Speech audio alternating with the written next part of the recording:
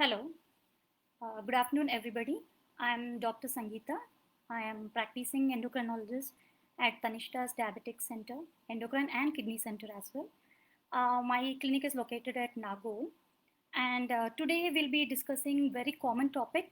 That is, here it you may feel it's a bit complicated. It is diabesity. It is just a name which has been given to the combination of obesity and diabetes mellitus. Okay, so I'll try to be as simple as possible and as short as possible because I'm taking my patients into consideration. I want them to understand what is the significance of this rather epidemic. It is known as epidemic. In the sense, it's a widely prevalent disease throughout the world. That is known as epidemic. So coming to the diabesity, it is nothing but it is a combination of obesity and the diabetes mellitus, especially the type 2 diabetes mellitus, which is caused because of the insulin resistance. So this obesity will be leading to the diabetes that is called as diabesity. So in this talk, I'll be just touching upon what is the definition of first of all obesity or Telugulo మనం అనేది స్థూల కాయము ఎక్కువగా లావుగా ఉండడం.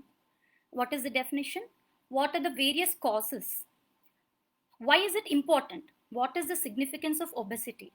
How can it lead to various complications? Not only diabetes, the other organ system related complications. And how can we prevent it? Or what are the various treatment options available? Then we'll go to diabesity. How does this obesity lead to diabetes? Especially diabetes because we are dealing right now with the relation between the obesity and the diabetes.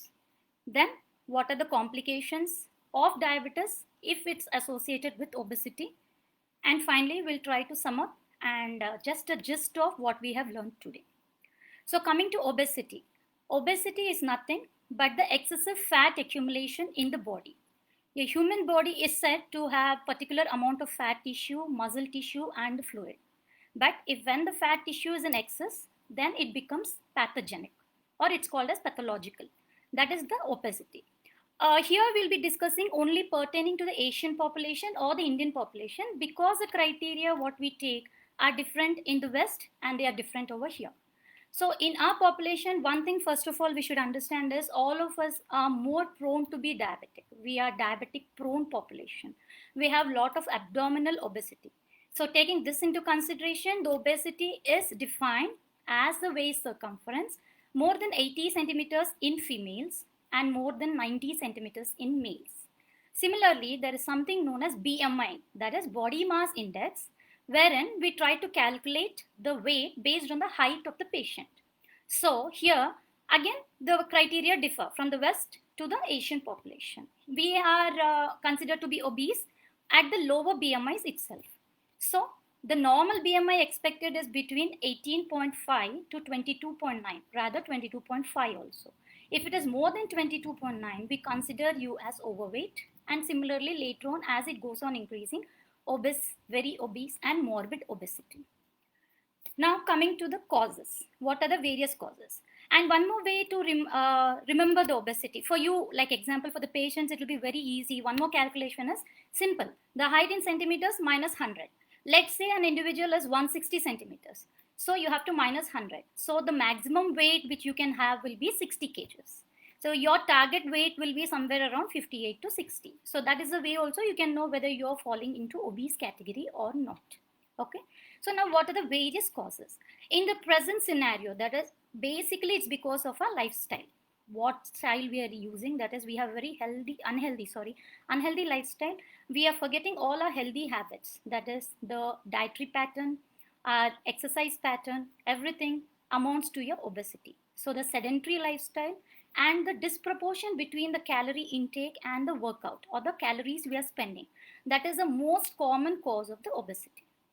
If the patient is sure that that is not the cause, then he has to be evaluated for the other causes. So the other causes could be, some people are genetically prone to be obese. That is one cause. And the other rare causes are the syndromic causes and very few hormonal causes. There comes the role of endocrinologist to decide whether it is, we call it as exogenous, endogenous. Exogenous in the sense it's just because of the environmental factors or the socially related factors or the lifestyle. Endogenous causes are because of the genetic or some syndromic causes or any hormone related issues. So I feel endocrinologist is a person who can really assess what are the causes of the obesity.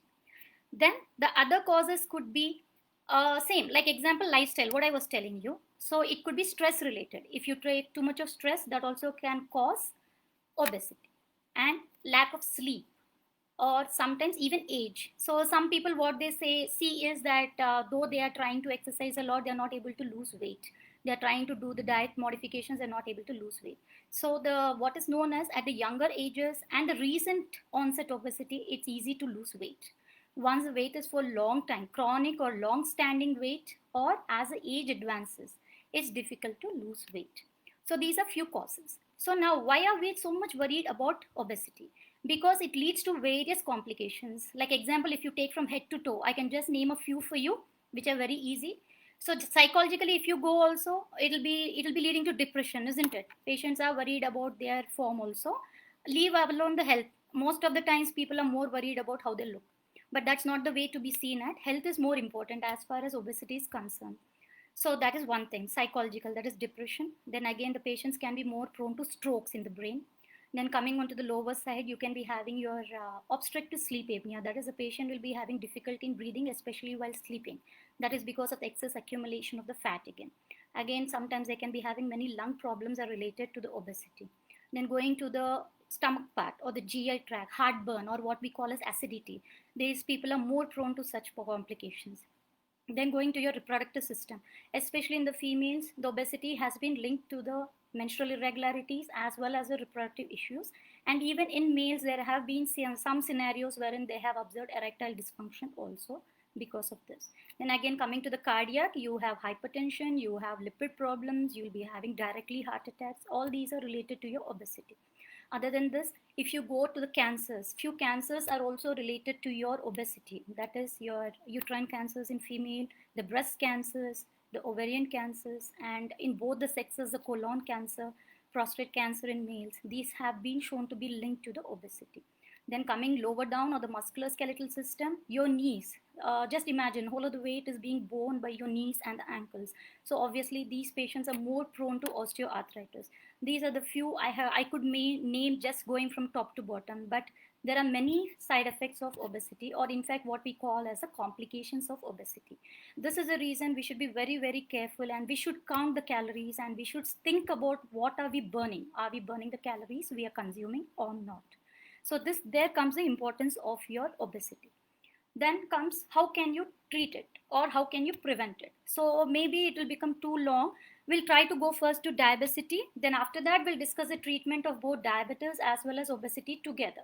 So coming to the diabetes, as I've already told you, it's nothing but the obesity which is leading to the diabetes. So it has been known that majority of the diabetic patients, especially type 2 diabetes, are obese. So obesity is leading to type 2 diabetes. So what is the cause? So what happens generally once there is fat accumulation, because of the fat, there is the problem with the insulin action, what we call it as insulin resistance. That is mainly related to the fat metabolism. So because of the fat metabolism, or because of the abnormal disproportionate distribution of the fat, especially in the belly, that is abdomen fat, there is something known as inflammatory molecules which are being produced from this fat that will go and cause insulin resistance. Insulin resistance is nothing but the action of insulin is being hindered, or it's not able to act properly in the body. Though it may be produced normally, or in fact it may be produced into the higher size to compensate, but it's not able to function properly and push the glucose into the cells. That is the reason you have high blood glucose levels, but the cells are not getting the proper glucose levels. So this is a major mechanism how obesity is leading to diabetes. This epidemic is known as diabetes.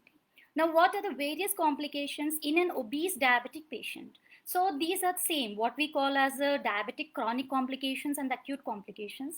But there are various studies which have shown that the diabetics who are obese, that is diabetes, they are more prone to the diabetic complications, that is kidney involvement, the stroke, the heart, and even the eye involvement, especially the nerves and joints. They get damaged more rapidly because of the both combined acts of the obesity as well as diabetes. Then what is the treatment? So first of all, let's see how can we prevent obesity. Preventing is solely and solely the what to say, the main effort from an individual. You have to be very very conscious about your calorie intake, what you're taking into your body. It's like what I tell my patients is our body is like a temple. The more precious you think or the more sacred you think of your body, then you'll try to put only the very important things and very precious things into your body. So always whenever you have a food item in front of you, the only question you should ask whether it's healthy or unhealthy. Unhealthy, no question of consuming it. Healthy, you can take, but again the quantity is very very important. So small frequent meals, limited amount you have to consume, most of the times healthy diet. And again, I tell my patients it's not that hard and fast rule. There is something known as drug holiday. Oh, sorry, diet holiday. Okay, so diet holiday is if you are like very very sincere, you're following your diet strictly. So maybe once in a while we can ask the patients to go for their diet holiday. But again, there you may take something which you are really interested to take, which may not be healthy, but quantity is very very important. But there, the discipline of the patient and the determination of the patient plays a major role. So that is what I would advise. Please think about what you're putting into your body. Then comes your activity. The more active you are, you'll be able to burn your calories that much. So try to exercise definitely daily.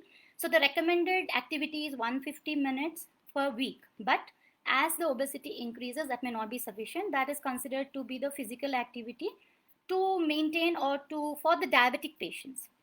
But as the obesity increases, the more active how much you can work out, that is much better. So try to be as active as possible. Then of course, if any underlying factors, you have to go for the treatment of that, as I've already told you, any hormonal or the genetic factors or any syndromic issues. So this is about the prevention part. Then again, the stress part, the stress relaxation and the stress busters should be followed by everybody, not only for this, any healthy lifestyle or any lifestyle disorder is associated with the stress what you're taking and how are you managing your stress levels. So please don't ever compromise on your sleep. Try to have proper sleep, try to keep your body stress free, and try to follow meditation. These also will help you a lot. Okay, so these are few things which we can do and we can put in a conscious effort to try to avoid obesity as far as possible. And again, remember, a single person in the family can change whole family pattern or the habits. So one person starts following, it will be beneficial for whole of the family. So this is the way maybe we can try to prevent obesity and then later on diabetes. Then coming to the treatment part. So once again, treatment, you have the normal diet, exercise, then you go to the medication, and then if very very morbid obesity, then there is surgical option also. But here I would just try to stress what patient can do from their part. So again, the diet, here diet plays a major role. There are many types of diets. So you have low carbohydrate diet, you have low fat diet. There are some diets which they call as ketogenic diet, there's Mediterranean diet, multiple n number of diets.